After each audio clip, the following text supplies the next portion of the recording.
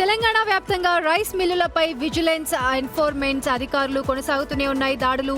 సూర్యాపేట జిల్లాలో ఇప్పటి వరకు 210 కోట్లు విలువ చేసే సీఎంఆర్ ధాన్యం మాయమైనట్లు విజిలెన్స్ అధికారులు తేల్చారు. Vajrateja, Sivasai, Venkateswara rice mill, ASR Ravikrishna, Siva Subrahmanyeswara rice మిల్లుల్లో 210 కోట్ల రూపాయలకు పైగా అక్రమాలు జరిగాయి అని ఏఎస్ఆర్ రైస్ మిల్లులపై కేసులు నమోదు చేశారు అధికారులు. ఇక మోర్ డీటెయిల్స్ మా రిపోర్టర్ రమేష్ అందిస్తారు. రమేష్, 210 కోట్ల రూపాయల నష్టం అని అంటే ఇది ఒక్క రోజులో జరిగింది కాదు. మరి ఇంత నష్టం జరుగుతున్న వరకు అధికారులు ఏం చేస్తూ ఉన్నారు అసలు?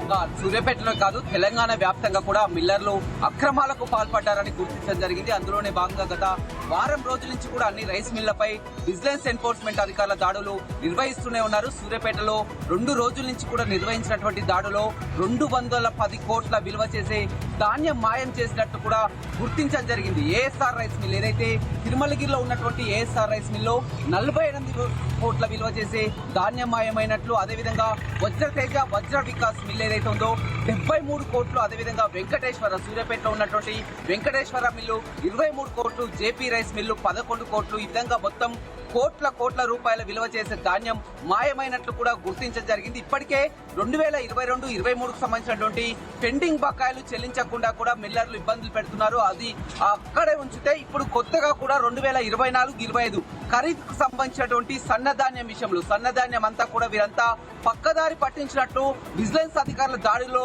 గుర్తించడం జరిగింది. ఒక్క మిల్లు కూడా ధాన్యం నిల్వలు అక్కడ లేనట్టు కూడా గుర్తించడం జరిగింది. ఏఎస్ఆర్ రైస్ మిల్ పై కేసు నమోదు చేసి వీరంతా కూడా ఇప్పుడంతా మిల్లర్లంతా అబ్స్కాండింగ్ లో ఉన్నారు. 2022 నుంచి 23 వరకు బకాయిలు ఉన్న వారే కాకుండా కొత్తగా కూడా రీసెంట్ గా ఇచ్చినటువంటి ధాన్యం నిల్వలు కూడా మిల్లులో లేకుండా వీరంతా పక్కదారి పట్టించినట్టు గుర్తించడం జరిగింది. వదిలేలా లేదు.